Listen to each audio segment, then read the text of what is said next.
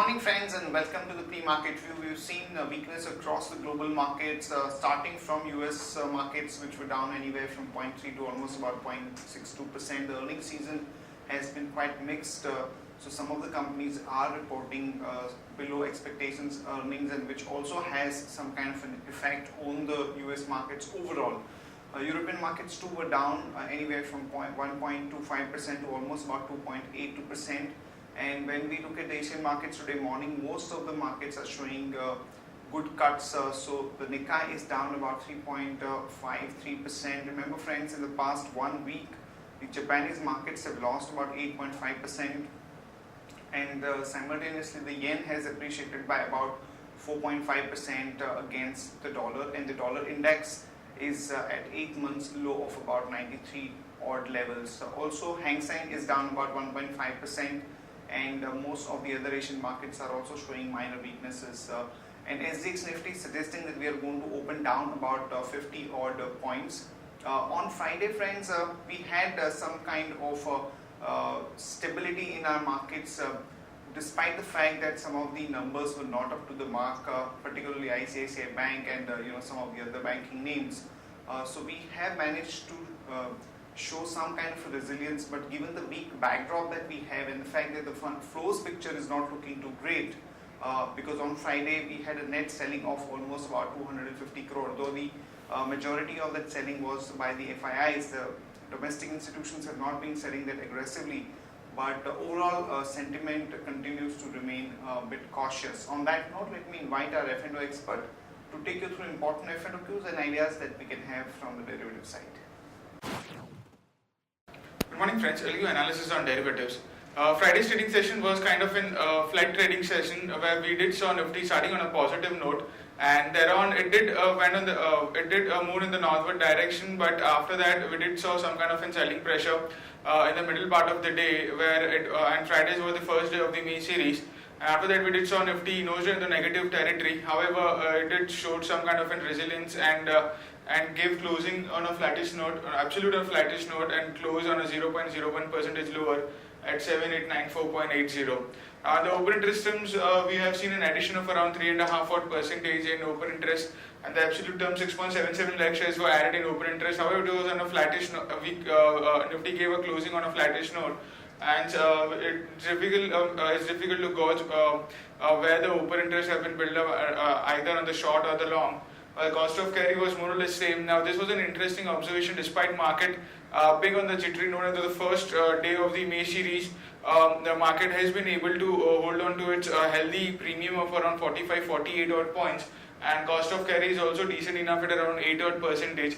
And seeing the cost of carry, we do feel that majority of the addition which was been seen in the Friday's trade was on the longer side, while the put call ratio inched higher by 2 basis points from 0.92 to 0.94 odd levels, while volatility index cooled off a bit. Last few trading sessions we have been observing volatility index not been inching lower, and it's been forming some kind of a base around 16.3, 16.6 odd levels, and this is a bit negative sign, since volatility index in the last few trading sessions have been trading on the lower side, and when the volatility index is about to shoot up, it seems like that has been consolidating at 16.3, 16.6 odd levels.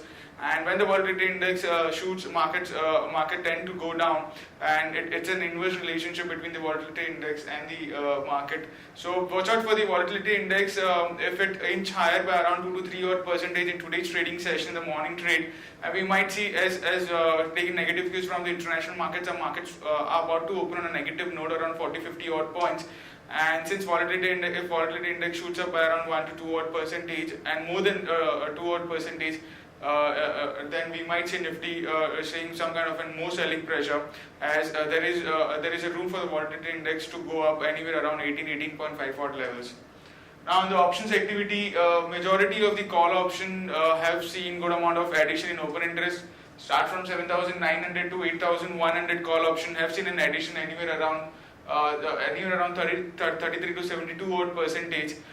Being 7,900 have seen significant amount of addition of around 72 odd percentage, indicating good amount of call writing have been taken place in 7,900 call option, while 8,100 call option have also seen an addition of around 43 odd percentage. However, 8,200 call option remains as the highest in terms of open interest for this series. While in put option, not major activity, at least on the at the money side. By 7,800 put option, I've hardly seen any addition of around 20 odd percentage. The highest addition which was seen in 7,000, which was quite deep out of the money put option of 7,600 strike price, which has seen an addition of around 31 odd percentage in Friday's trading session. There are no securities in ban period for today's trade. On FIS terms, index futures, they were net sellers by around 268 odd crores. Index options net buyers by 2,410 odd crores. Stock futures net sellers by 609 odd crores to be precise, and stock options net buyers by 78 crores only. The market level of Friday's web stands at 7920 with a lower range at 7,800 and a higher range at 7920. SX Nifty is trading negative by around 35-40 odd points, and the last when we saw it was quoting anywhere around 7857.50, indicating some kind of a negative opening can be expected in the morning trade. That's it from derivatives. Thank you. Friends, let me take you through Sharekhan pre-market action, starting with trading ideas. First of all, a long call on Yes Bank, as RBI has allowed about 60% of foreign holding in Yes Bank. So FIIs can buy up to 60% of its equity capital versus about 49% that they are allowed to do as of now. So that's a positive for Yes Bank. So one can go long there with a stop loss of 925 and a target of about 972 to about 991. Axis Bank also, FIPB has cleared Axis Bank's proposal worth about 12,900 crore, and this would now help the bank to increase its foreign shareholding to about 74% from 62%, which is it is having presently. So that's again a positive for Axis Bank. So one can go long there with a stop loss of 462 and a target of about 486 to about 495. And Asta Micro came out with good operating performance, and their net profit came in at about 19.1 crore versus 14 crore in the previous quarter. So one can go long on that one with a stop loss of 120.5 and a target of about 126 to about 129. In other news and developments, petrol prices have been hiked by about 1.06 per litre and diesel by about 2.09 per litre. Railways withdraw 15% busy season charge on freight, which is positive for the cement sector. Supreme Court has lifted the ban on registration of diesel cars in Delhi. No impact as such on Maruti and Mahindra. SBI may be told to merge 5 associate banks with itself. However, the operating performance of some of these group companies has not been that impressive. And Vodafone picks Bank of America, Merrill, Kotak, UBS and other banks for about $2.5 billion IPO that it is planning. JSPL has said on court order that they have not indulged in any irregularity. So that's the update on the JSPL front. Tata Power set to buy Welspun's wind solar assets valued at about $1.5 billion. Skipper has secured new orders worth about 135 crore from Power Grid Corporation. Godrej Properties has acquired 49% stake in its subsidiary Happy High Rises.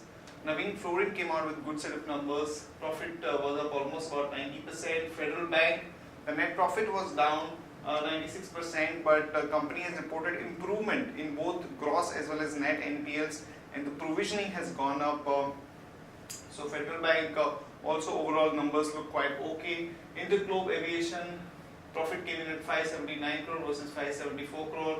Motilal Oswal came out with a decent net profit of 47.2 crore versus 42.9 crore. And GIC Housing also came out with a good profit number of 35.8 versus 26.6. Overall Reality, however, came out with a weak set of numbers. Profit came in at 64.5 versus 103 crore.